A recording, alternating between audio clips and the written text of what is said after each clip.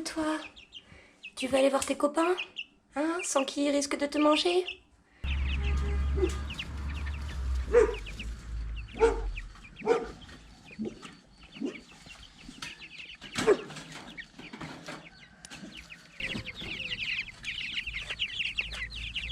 Tout le monde est heureux. Ils ont de l'ombre, ils ont du soleil, du grit, de la nourriture, de l'eau et bien sûr un peu d'herbe, même si c'est pas la meilleure zone encore.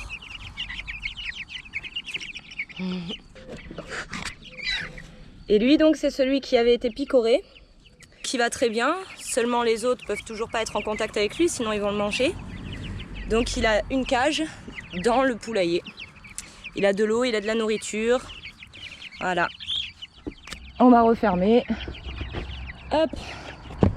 Un peu de poids par-dessus quand même. Passez une bonne journée.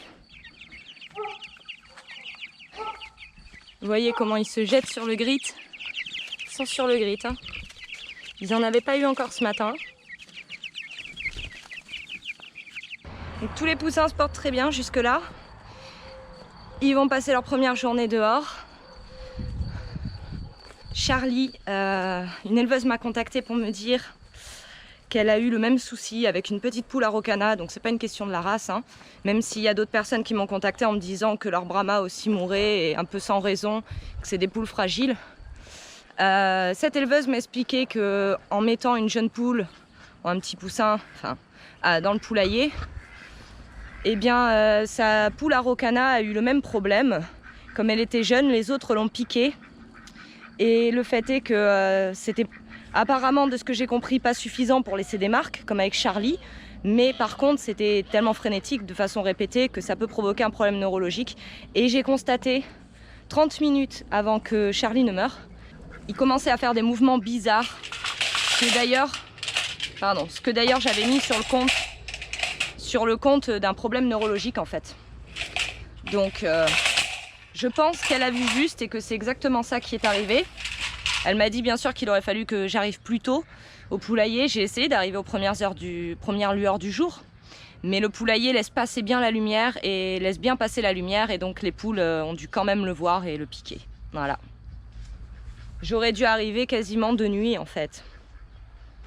Donc c'est ma faute, ma responsabilité. Je suis 100% responsable de ce qui s'est passé. Alors là, les poussins sont trop jeunes hein, pour rester dehors, la nuit bien sûr. Donc je les rentre ce soir. Hein. Renaud va m'aider, puisque le poulailler est grand et que je ne peux pas entrer complètement dedans. Il va se mettre côté porte, il va repousser les poussins vers moi et comme ça je pourrai les remettre dans le carton et les ramener au chaud pour la nuit. Et demain matin, je recommence, jusqu'à ce que les températures soient suffisamment bonnes ou qu'ils soient suffisamment plumés pour pouvoir passer les nuits dehors.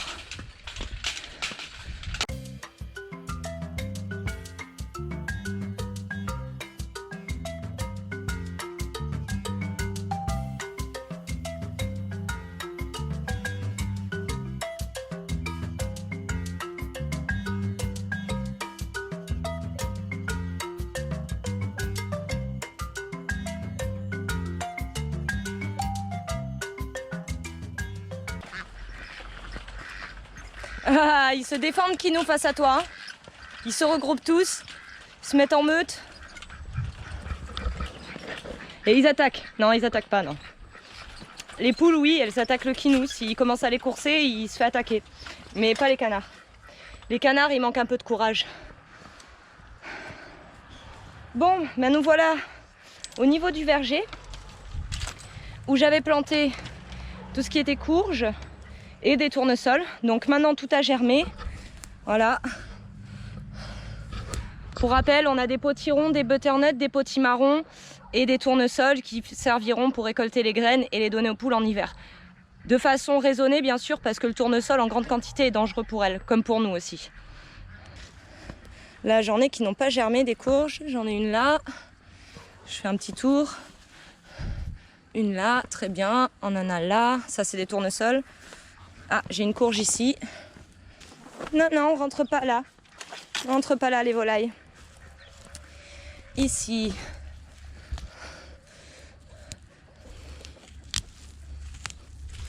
Donc j'ai semé en poké. Puis Ah, on a du chou kale ici, regardez, ça c'est du chou rouge de Russie. Je le reconnais, j'en avais fait plusieurs années de suite. Et j'ai changé de variété pour le chou kale français, chou kale beurre, voilà, qui est beaucoup plus doux au goût, que je trouve bien meilleur.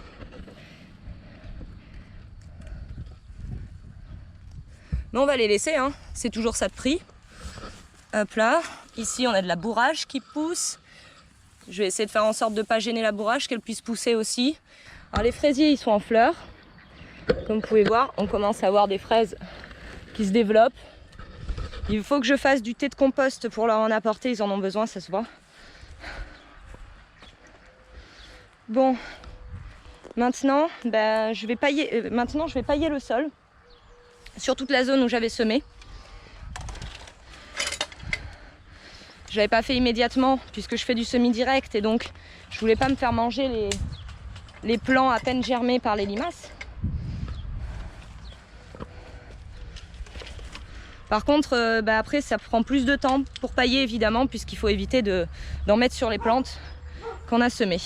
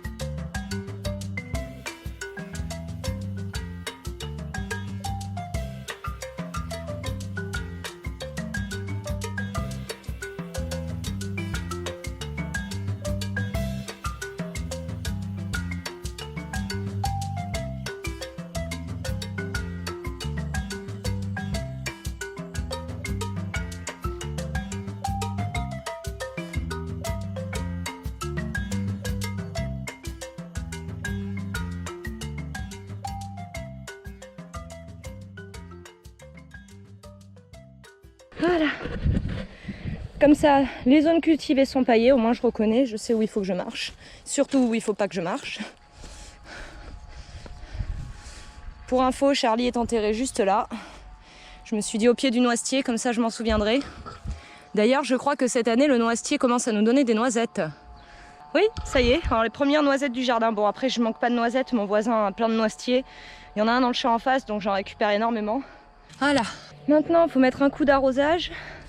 Je suis en sueur, il faudrait que je m'arrose aussi. Et je vais vous montrer la clôture que Renaud a faite. Donc, petit portail, hein. Voilà. Fait en bois termité, donc ça donne vraiment un look original. Semi-pourri. Mais moi, j'aime bien, je trouve que ça fait rustique. Donc, on a installé il a installé la clôture. Pour le grillage, bien sûr, je l'ai aidé parce qu'il ne pouvait pas le faire seul. Et donc on a des poteaux en acacia, ça devrait pas pourrir rapidement. 4 € le poteau quand même, mais bon, direct à la scierie, je pense que dans un magasin de bricolage, déjà je sais pas si on en trouve, il y a une grosse pénurie de matériaux en ce moment. Donc je suis même pas sûre qu'on en trouverait.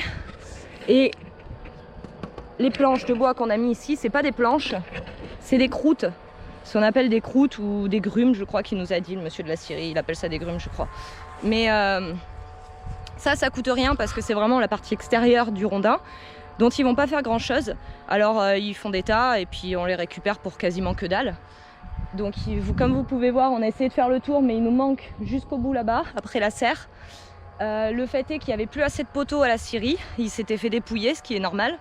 Donc dès qu'on aura récupéré 5 ou 6 poteaux de plus, on finira là avec les croûtes. Et on va faire pareil pour le verger. Ici, l'entrée du verger, donc ce qui donne sur la serre là-bas. On va mettre aussi une clôture, la même que celle-ci, dans la continuité. Donc dans la continuité de du portail ici. Et Renaud me refera un portail là-bas. Comme ça sera vraiment visuellement depuis le côté terrasse, ce sera propre. Bon déjà, c'est beaucoup plus joli qu'avec ce filet orange. Renaud supportait plus de le voir, fallait absolument qu'il fasse quelque chose, il en pouvait plus. Moi je voulais attendre cet hiver pour faire ça parce que c'était un peu périlleux avec les légumes qui poussent. Mais bon, il a insisté et quand il veut faire quelque chose, c'est maintenant tout de suite, il faut que ce soit fait, quoi. C'est comme ça, il n'y a pas de on attend, il veut quelque chose, il faut qu'il l'ait immédiatement. Après il s'en donne les moyens, hein, donc c'est pas un problème, mais au contraire c'est bien d'être avec quelqu'un comme ça. Donc la clôture est montée, voilà, quasiment. Ici, c'est là où ça devient un peu du grand n'importe quoi.